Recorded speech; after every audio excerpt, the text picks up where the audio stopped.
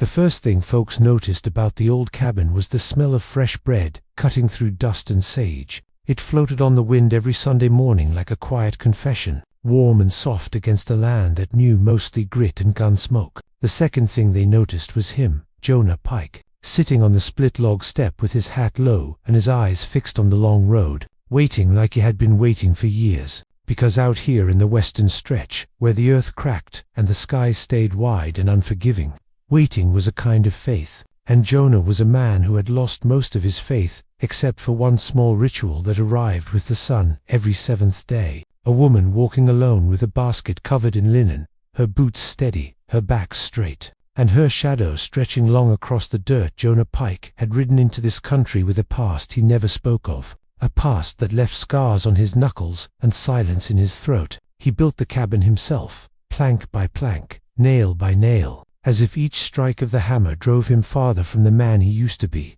Folks in town called him hard. Some called him dangerous. Most just called him quiet. He worked cattle when work was offered, broke horses when needed, and kept to himself when the sun dipped low. But every Sunday he washed his hands in a tin basin, brushed the dust from his coat, and waited. Because Sunday belonged to her, whether she knew it or not. She came the first time in early spring, when the ground was still unsure of itself and the air smelled like rain that might never fall. Jonah thought she was lost at first. A woman alone had no reason to walk that far west, but she stopped at his gate and lifted the basket like it weighed nothing at all. Said her name was Clara Mayfield. Said she baked bread for the church and had one extra loaf. Said the preacher told her no soul should go without breaking bread on the Lord's day. Her voice was calm, but her eyes held something braver than calm, something steady. Jonah took the loaf without a word, nodded once, and watched her walk away, his hands shaking just a little as the smell of yeast and warmth filled his chest. After that, she came every Sunday, sometimes with white bread, sometimes brown, sometimes with a twist of herbs baked into the crust. She never stayed long, never crossed the threshold, just smiled polite and said the same thing about extra loaves and the Lord's will. Jonah never asked her to stay, never thanked her proper, but he ate the bread slow and careful, like it might disappear if he moved too fast. The townsfolk noticed. They always noticed. Whispers followed Clara down the main street. Questions curled like smoke behind her, but she held her chin high and walked on, because kindness, once chosen, is hard to put down. Jonah started fixing things on Saturdays, without quite knowing why. He patched the roof, swept the step, set a chair near the door, though no one ever sat in it. He even planted a small strip of earth near the cabin, just beans and onions, nothing fancy. When Sunday came, he found himself listening for her steps long before she appeared, his heart beating a rhythm that felt younger than he was. He told himself it was just the bread, just hunger. But hunger had never made his chest ache like that before. Clara knew the stories about him. Everyone did. They said he had killed a man in Abilene, that he rode with outlaws, that his temper was as dry as the land he lived on. But she had seen his eyes when he took the bread, the way he held it like something precious. She had seen the care in the way he stepped aside to give her space. Kindness recognizes kindness, even when it hides behind rough edges. Each Sunday she told herself it would be the last, that she had done her duty. Yet each Sunday her feet carried her back down that road. The basket warm against her arm. Weeks turned into months. Spring rolled into summer, and still the ritual held. Jonah began to speak a little more. A word here, a nod there. Once he even asked about the weather. Clara laughed at that, a soft sound that stayed with him long after she left. She told him about the town, about the church socials and the way the river swelled in June. He told her nothing of his past, but he listened, really listened. And in that listening something in him loosened, like a knot finally giving way. One Sunday, late in summer, Clara lingered just a moment longer than usual. The sun hung low and gold. The bread in the basket was still warm. Jonah felt the weight of all the Sundays press into his chest, all the words he had swallowed, all the thanks he had never spoken. He opened his mouth, then closed it again. Fear is a stubborn thing, especially for men who have survived by keeping their hearts locked tight. Clara smiled, turned to leave, and Jonah watched her walk away, unaware that the question he had not yet asked was already changing the shape of his life. By the time autumn leaned its shoulder against the hills, Jonah Pike had learned the sound of Clara Mayfield's steps, the way a sailor knows waves in the dark. He could tell how fast she walked by the rhythm on the dirt. could tell her mood by how the basket swung at her side. Sundays were no longer just days, they were markers in his life, dividing the lonely past from something that felt dangerously close to hope. He found himself waking before dawn, sitting on the edge of his bunk staring at his hands, wondering how a man who had faced gunfire without flinching could be undone by the thought of a woman knocking on his gate. The silence he once prized now pressed on him. Heavy as a loaded sky, Clara noticed the changes too, though she pretended not to. Jonah spoke more freely now, asked about her baking, about her childhood east of the river, about why she never married. She answered honestly, but carefully, told him about caring for her mother until she passed, about how the town expected things she was not ready to give. She never asked about his scars or his past, but sometimes her eyes lingered on his hands, rough and marked, yet gentle when he took the bread. In those moments she wondered what kind of man chose silence over explanation, and whether that silence hid something broken or something healing. One Sunday, a storm rolled in early, clouds stacking thick and dark. Clara arrived with her skirts damp and her hair pulled loose by the wind. Jonah stepped aside without thinking and said she should come in until the rain passed. The words surprised them both. The cabin smelled of wood smoke and bread, the space small but warm. They sat across from each other, knees almost touching, the rain drumming on the roof like 1,000 questions neither dared ask. Jonah spoke of the land, of cattle drives, of nights under stars so bright they felt like judgment. Clara spoke of her kitchen, of early mornings kneading dough while the world slept. In that quiet exchange something shifted. The cabin no longer felt like a refuge from the world, but a place that might someday hold more than one life. After that day, the town began to talk louder.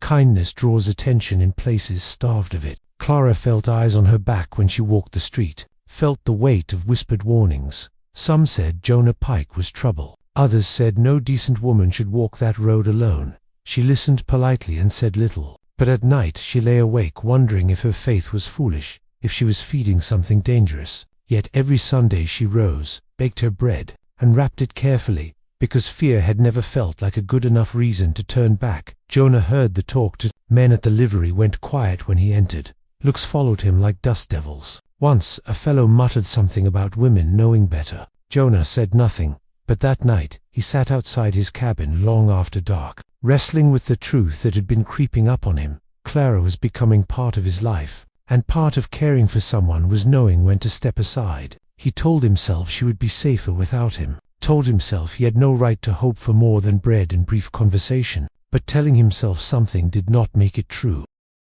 The next Sunday, Clara did not come. The road stayed empty, the air still. Jonah waited until the sun tipped west, then until shadows swallowed the hills. Something sharp and unfamiliar twisted in his chest. Loss, he realized, felt different when it arrived quietly. He told himself she had simply chosen another path, that her duty was done. Yet when night fell, he found himself saddling his horse, riding toward town with a purpose that surprised him. Sometimes silence must be broken, even by men who have lived inside it too long. He found her at the church kitchen, hands dusted with flour, eyes widening when she saw him in the doorway. The words came hard, tangled with fear and truth. He told her he never meant to pull her into his lonely world, told her she deserved more than a man with shadows at his back. Clara listened, then wiped her hands and looked at him steady, said kindness was not a chain, said choice mattered, said she had come every Sunday because she wanted to, not because she had to. Her voice held no accusation,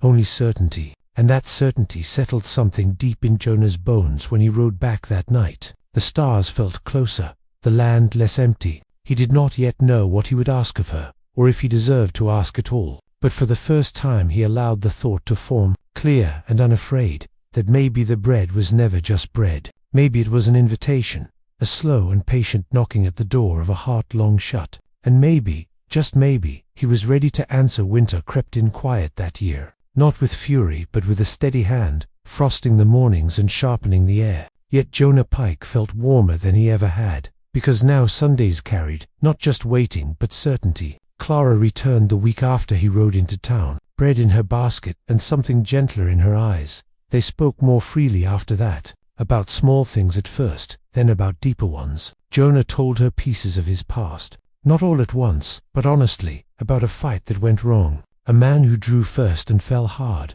about the way blood changes a person even when the law calls it fair. Clara listened without flinching, without pity, and in her listening Jonah felt something close to forgiveness take root as the months passed. Clara stayed longer on Sundays, sometimes long enough for the bread to cool between them. Jonah learned how she liked her tea. She learned where the floorboard creaked near the stove. The cabin slowly changed shape around them. A shelf added here, a curtain there, small signs of two lives leaning toward each other. The town noticed too, but the whispers softened, because constancy has a way of quieting doubt. Jonah found work more often. Clara laughed, more easily, and though neither spoke the word love, it lived in the space between their hands. When they sat close one Sunday morning in early spring, Jonah woke with a feeling he could not ignore.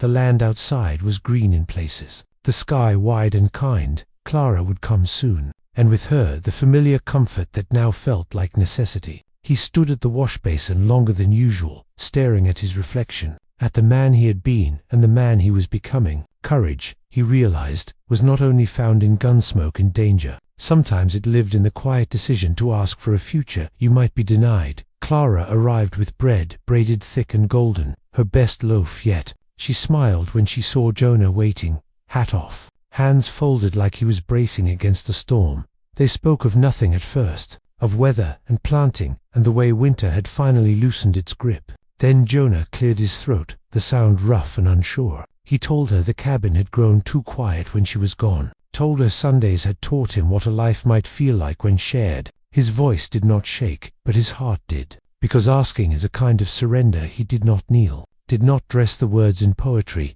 He simply said her name and asked if she would stay, not just on Sundays, not just with bread, but with her whole life alongside his. The world seemed to hold its breath.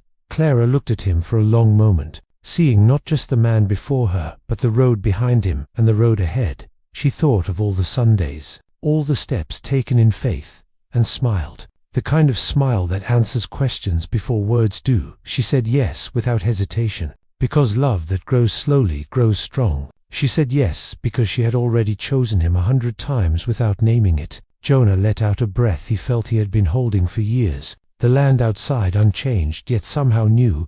They stood there together, hands joined, bread forgotten on the table, knowing life would not be easy, knowing shadows do not vanish simply because love arrives, but also knowing they would no longer face them alone. The wedding was simple, held at the cabin with a few neighbors and the preacher who once sent Clara down that road with an extra loaf. Clara baked the bread herself. Jonah built a longer table. The wind carried laughter across the hills, and for the first time the cabin felt truly alive, not just with warmth, but with belonging. The land accepted them as it accepts all things that endure. Slowly, and without promise, years later, folks still spoke of the woman who walked west every Sunday, and the quiet man who waited. They spoke of bread and patience, and the kind of love that does not shout. And if you passed that old cabin on a certain morning, you might still catch the smell of fresh bread riding the wind. A reminder that sometimes the smallest kindness, offered again and again, can change the course of a life forever.